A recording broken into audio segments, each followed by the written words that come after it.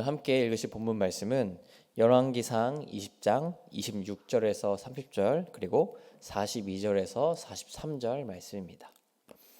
열왕기상 20장 26절에서 30절 그리고 42절에서 43절 말씀입니다. 우리 한 목소리로 함께 봉독하도록 하겠습니다. 해가 바뀌니 베나닷이 아람 사람을 소집하고 아벡으로 올라와서 이스라엘과 싸우려 하매 이스라엘 자손도 소집되어 군량을 받고 마주 나가서 그들 앞에 진영을 치니 이스라엘 자손은 두 무리의 적은 염소떼와 같고 아람 사람은 그 땅에 가득하였더라. 그때 하나님의 사람이 이스라엘 왕에게 나와 말하여 이르되 야훼의 말씀에 아람 사람이 말하기를 야훼는 산의 신이요 골짜기의 신은 아니라 하는도다. 그러므로 내가 이 큰 군대를 다 내 손에 넘기리니 너희는 내가 야훼인 줄을 알리라 하셨나이다 하니라.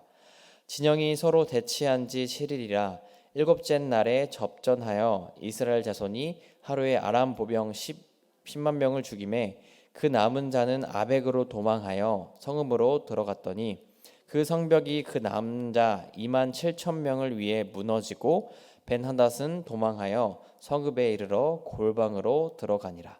42절에서 43절 말씀입니다. 그가 왕께 아뢰되 야훼의 말씀이 내가 멸하기로 작정한 사람을 내 손으로 놓았은즉 내 목숨은 그의 목숨을 대신하고 내 백성은 그의 백성을 대신하리라 하셨나이다. 이스라엘 왕이 근심하고 답답하여 그의 왕궁으로 돌아가려고 사마리아에 이르니라. 아멘. 감사합니다. 오늘은 열왕기상 20장 말씀을 가지고 성도는 잘하는 사람이 아니라 잠기는 사람입니다 라는 제목으로 말씀을 전하고자 합니다. 성도는 잘하는 사람이 아니라 하나님께 완전히 잠기는 사람입니다. 비교하는 문화가 우리를 힘들게 합니다.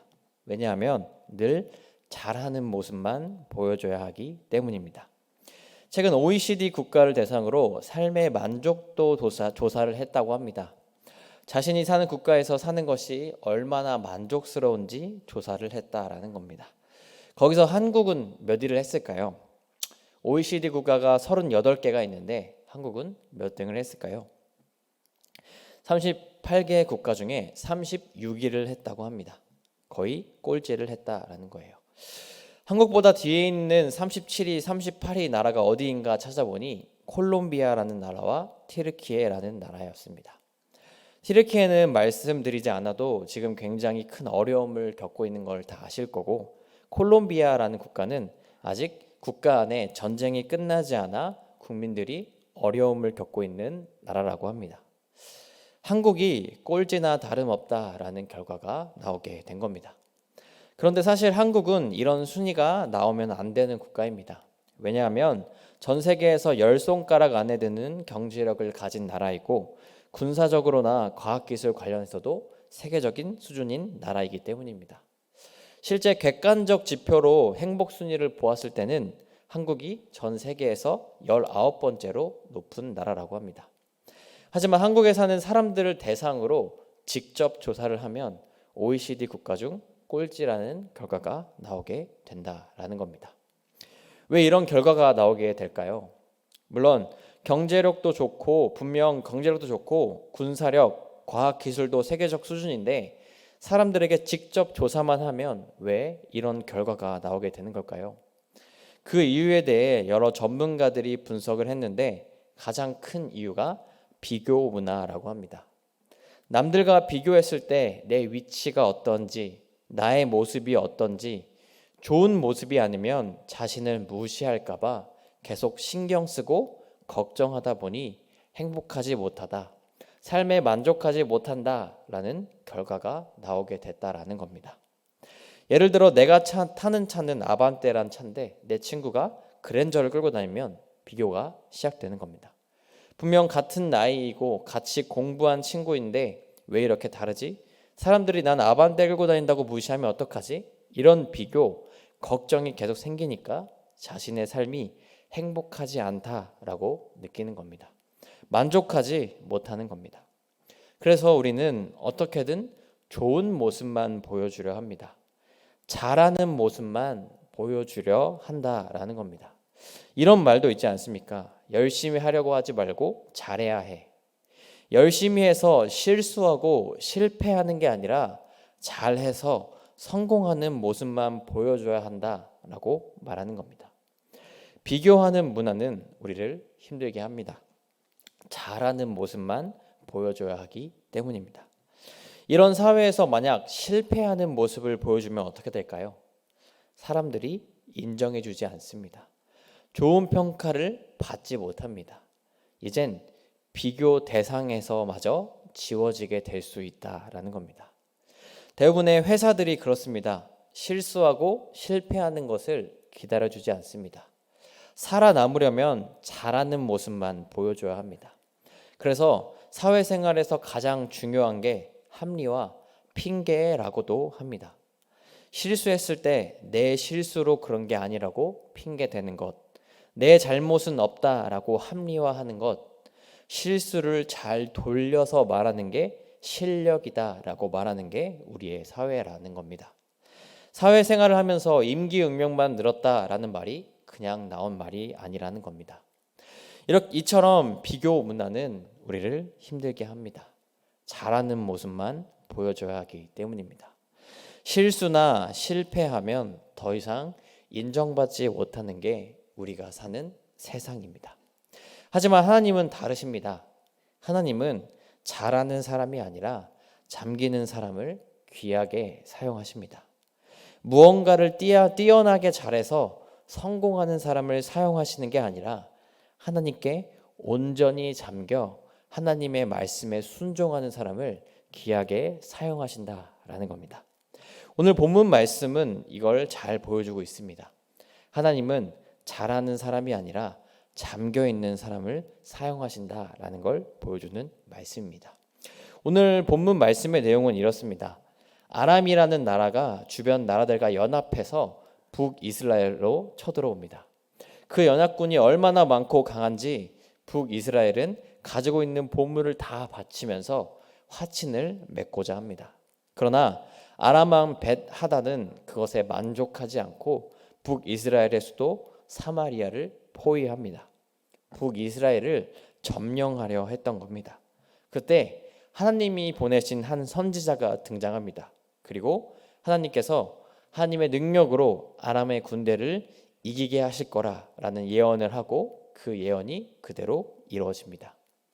하루아침에 그 강해 보였던 아람 군대가 무너지게 된 겁니다. 이런 일은 한 번 더 일어납니다. 물러났던 아람 군대가 더 강한 군대를 데리고 온 겁니다. 그러나 이번에도 하나님은 선지자를 통해 예언을 하시고 아람 군대를 이기게 하십니다.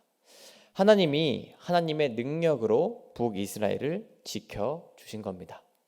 그런데 여기서 주목해야 할 것이 있습니다. 그 당시 북이스라엘의 왕이 누구였냐입니다. 왜냐하면 그 당시 북이스라엘의 왕은 하나님이 보시기에 악한 일만 했던 아합 왕이었기 때문입니다. 이전 설교들을 통해 아합 왕에 대한 이야기를 들으셨을 겁니다. 이세벨과 결혼해서 바알 신의 신전을 세우고 우상 숭배를 밥 먹듯이 했던 왕이었습니다. 18장에 나오는 엘리야 선지자와 바알 선지자의 대결을 시킨 사람도 아합 왕이었습니다. 하나님 보시기에 얼마나 악한 왕이었으면 이스라엘 왕을 평가할 때 악한 왕은 아합의 길을 걸은 사람이다 라고 표현까지 했습니다. 한마디로 잘한 거 하나 없던 왕이었다라는 겁니다. 그런데 하나님은 이렇게 잘한 거 하나 없는 그 왕을 사용하셨습니다. 잘한 거 하나 없는 아합이 하나님이 보내신 선지자의 말대로 따르자 하나님은 아합을 사용하셨습니다. 아합을 통해 아람 왕으로부터 북이스라엘을 지키게 하셨다라는 겁니다. 하나님은 잘하는 사람이 아니라 하나님께 잠겨있는 사람을 사용하십니다. 하나님 말씀에 온전히 순종하는 사람을 사용하신다라는 겁니다. 아합 왕뿐 아니라 성경 인물 대부분이 그랬습니다. 이스라엘 사사 중에 유명한 삼손이 그랬습니다. 사사기에 따르면 삼손은 나실인이었지만 나실인처럼 살지 않았습니다. 여자와 가까이 했고 술을 마셨으며 시체를 만지기도 했습니다. 한마디로 잘하는 거 하나 없던 사람이었습니다. 그런데 하나님은 그런 사람을 사용하셨습니다. 마지막에 눈이 멀었지만 머리카락이 잘렸지만 하나님께 회개하고 민족의 사사로 세우신 하나님 말씀에 순종하니 하나님은 자신의 목숨과 함께 그 다윗의 목숨과 삼손의 목숨과 함께 블레셋 사람들을 무찌르게 하십니다. 삼손이 잘하진 못했지만 하나님께 온전히 순종하니 하나님이 삼손을 사용하셨다라는 겁니다. 어제 담임 목사님의 말씀에도 나왔습니다. 우린 대부분 큰 그릇, 좋은 그릇이 되려고 노력하지만 하나님이 쓰시는 그릇은 깨끗한 그릇이라고 하셨습니다. 깨끗한 그릇이 무슨 그릇일까요? 내 생각보단, 내 의지보단 하나님의 의지, 하나님의 뜻을 온전히 순종할 수 있는 그릇이 깨끗한 그릇입니다. 하나님은 그런 깨끗한 그릇을 사용하신다라는 겁니다. 우리들에게도 마찬가지입니다. 하나님은 잘하는 사람이 아니라 하나님께 잠겨 있는 사람을 사용하십니다. 무언가를 더 잘하려고 내 생각에 옳은 것, 다른 사람이 보기에 더 멋지고 잘하는 사람, 능력 있는 사람을 사용하시는 것이 아니라 하나님께 잠겨 그 말씀을 온전히 순종하는 사람을 사용하시는 게 하나님이십니다. 잘하는 거 하나 없던 아합 왕을 사용하신 것처럼 제멋대로 살던 삼손을 사용하신 것처럼 크고 좋은 그릇이 아니라 깨끗한 그릇을 사용하시는 것처럼 하나님은 하나님께 잠겨 말씀을 온전히 순종하는 우리를 사용해 주십니다. 우리 모두가 하나님께 잠겨 온전히 하나님 뜻대로 살아가 귀하게 쓰임받는 성도님들 되시길 주님의 이름으로 소망합니다. 그렇다면 마지막입니다. 어떻게 하면 하나님께 잠겨 하나님의 말씀에 순종하며 살 수 있을까요? 어떻게 해야 하나님께 온전히 잠겨 있을 수 있을까요?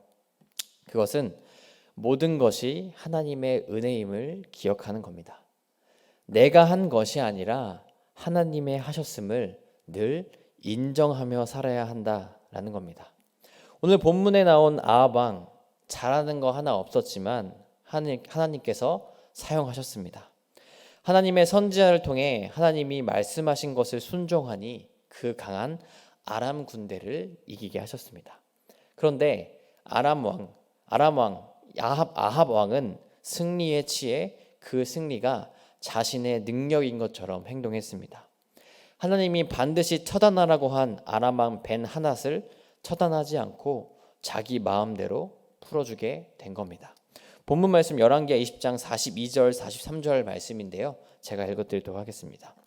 그가 왕께 아뢰되 야훼의 말씀이 내가 멸하기로 작정한 사람을 내 손으로 놓았은즉 내 목숨은 그의 목숨을 대신하고 내 백성은 그의 백성을 대신하리라 하셨나이다. 이스라엘 왕이 근심하고 답답하여 그의 왕궁으로 돌아가려고 사마리아에 이르니라. 아멘. 하나님이 멸하기로 작정한 사람을 그냥 돌려보냈다라고 이야기합니다. 그랬더니 하나님은 아합이 그 왕 대신 심판을 받을 것이다 라고 이야기하십니다. 하나님이 하신 것을 자신이 한 것처럼 생각하니 하나님의 말씀을 지키지 않게 된 겁니다. 모든 것이 하나님의 은혜였음을 기억하지 못하니 하나님의 뜻을 저버리게 됐다라는 겁니다. 여리고성을 무너뜨린 이스라엘 백성들도 그랬습니다. 은혜를 기억하지 못하고 뜻을 저버렸습니다. 하나님의 은혜로 출애굽하고 40년의 광야 생활도 잘 마쳤습니다. 그 강하고 강하다는 여리고성도 무너뜨려 주셨습니다. 그러나 아이성을 정복할 땐 그 은혜를 기억하지 못했습니다. 자신들이 했다고 생각하며 아이성 정도는 충분히 정복할 수 있다라고 생각했습니다. 그랬더니 어떻게 됐을까요? 여리고성에 비해 초라했던 아이성을 정복하지 못하게 됩니다. 은혜를 저버리니 하나님의 뜻도 저버리게 된 겁니다. 하나님의 말씀대로 살지 않아 하나님께 쓰임받지 못하게 됐다라는 겁니다. 그러나 예수님은 다르십니다. 예수님은 늘 하나님이 하셨음을 인정하셨습니다. 병 고치는 것, 악한 마귀를 떠나게 하는 것, 귀신을 내쫓는 것 등 이 모든 것이 하나님의 능력으로 가능하다라고 말씀하셨습니다. 이걸 가장 잘 보여주는 사건 중 하나가 죽은 나사로를 살리는 사건입니다. 예수님의 친한 친구이자 예수님이 아끼던 마리아와 마르다의 오빠 나사로가 아프다는 소식은 예수님에게는 굉장히 마음 아픈 소식이었을 겁니다. 돈독한 관계였기에 당장이라도 달려가 나사로를 치료해 주시고 싶으셨을 겁니다. 그러나 예수님은 당장 가시지 않았습니다. 하나님의 뜻을 기다리며 나사로가 죽고 3일을 더 기다리셨습니다. 마음이 너무 아프지만 당장이라도 달려가고 싶었지만 참으셨습니다. 왜 그러셨을까요? 모든 것이 하나님의 은혜임을 아셨기 때문입니다. 하나님이 함께 하셨기에 병 고침이 가능했고 귀신도 내쳐줄 수 있었다라는 걸 알고 계셨기 때문입니다. 그것을 알고 계셨기에 끝까지 참으시고 결국 하나님의 뜻을 이루시게 됩니다. 나사로가 장사한 지 사흘 만에 살아난 것처럼 예수님 자신도 죽은 자 가운데서 부활하실 것을 믿고 십자가에 달려 하나님의 뜻을 온전히 이루는 삶을 사시게 됐다라는 겁니다. 우리도 그래야 합니다. 모든 것이 하나님의 은혜임을 기억해야 합니다. 하나님이 하셨음을 인정해야 합니다. 내 삶의 아주 작은 부분까지도 내가 걸어 다니는 것, 내가 말하는 것, 내가 이렇게 새벽부터 나와 예배 드릴 수 있는 것도 하나님의 은혜임을, 하나님이 하셨음을 인정하며 믿으며 살아가야 합니다. 그렇게 될 때 우린 하나님의 뜻을 이루며 살아갈 수 있습니다. 하나님께 귀하게 쓰임받는 사람으로 살아갈 수 있게 된다라는 겁니다. 사랑하는 송파순복음교회 성도 여러분, 우린 더 잘하려고 합니다. 잘하는 사람이 쓰임받는다라고 생각합니다. 하지만 하나님은 잘하는 사람이 아니라 하나님께 온전히 잠긴 사람을 사용하십니다. 하나님의 뜻을 온전히 따르는 사람을 사용하신다라는 겁니다. 그렇게 하기 위해 우리는 우리의 모든 삶이 주님의 은혜임을 기억하며 사시길 바랍니다. 작은 거 하나하나까지도 하나님 없이는 할 수 없음을 인정하며 그 믿음으로 사시길 바랍니다. 그렇게 될 때 하나님은 우리의 삶을 사용하십니다. 귀한 그릇으로 하나님이 사용하시는 하나님께 쓰임받는 성도로 살아갈 수 있습니다. 우리 모두가 하나님께 온전히 잠겨 그 뜻을 이루고 귀하게 쓰임받는 성도님들 되시길 주님의 이름으로 소망합니다. 성도는 잘하는 사람이 아니라 주님께 온전히 잠기는 사람입니다. 기도드리시겠습니다. 사랑의 마신 주님, 감사합니다. 오늘 우리가 말씀을 통해 하나님은 잘하는 사람이 아니라 주님께 온전히 맡긴 사람, 주님께 온전히 잠겨있는 사람을 사용하신다는 것을 알게 해주심을 감사합니다. 주님, 말씀에 나온 것처럼 아합 왕이 주님 보시기에 정말 악을 행하고 잘하는 거 하나 없는 사람이었지만 아합 왕이 주님의 말씀을 온전히 순종하며 따를 때 하나님께서 그 아합 왕을 책임져 주시고 그 삶을 이끌어 주셨습니다. 북이스라엘을 건져 주셨습니다. 주님, 우리가 이 말씀을 기억하며 우리도 주님, 우리가 정말 주님 앞에서 다른 사람의 보기에 잘하려고 하는 것이 아니라 다른 사람 보기에 우리가 나아가며 누군가를 정죄하며 나아가는 것이 아니라 온전히 주님께 잠기는 사람, 주님의 말씀에만 순종하는 사람으로 살아갈 수 있도록 주님 우리와 함께하여 주시옵소서. 특별히 그렇게 하기 위해 우리가 우리의 삶이 온전히 주님의 은혜임을 기억할 수 있도록 도와주시옵소서. 내 작은 것 하나하나, 내가 걷는 것, 내가 주님 예배드리는 것, 내가 주님 말하는 것, 내가 살아가는 모든 순간순간마다 작은 것 하나하나가 주님의 은혜임을 기억하며 나가기 원합니다. 모든 것이 주님의 뜻 없이는 주님께서 도와주시지 않으면 할 수 없음을 인정하며 나아갈 수 있도록 주님 우리에게 그런 믿음을 허락하여 주시옵소서. 그래서 더 이상 주님의 뜻에 벗어난 삶을 살아가는 것이 아니라 주님께서 원하시는 삶에서 벗어나는 삶을 사는 것이 아니라 주님 뜻에 온전히 순종하며 귀한 그릇으로 주님께서 사용하시는 성도로 살아가는 우리 모두가 될 수 있도록 주님 우리와 함께하여 주시옵소서. 언제나 함께하시고 우리의 삶을 이끌 주님을 기억하며 기대하오니 주님 우리의 예배를 우리의 삶을 받아 주시옵소서.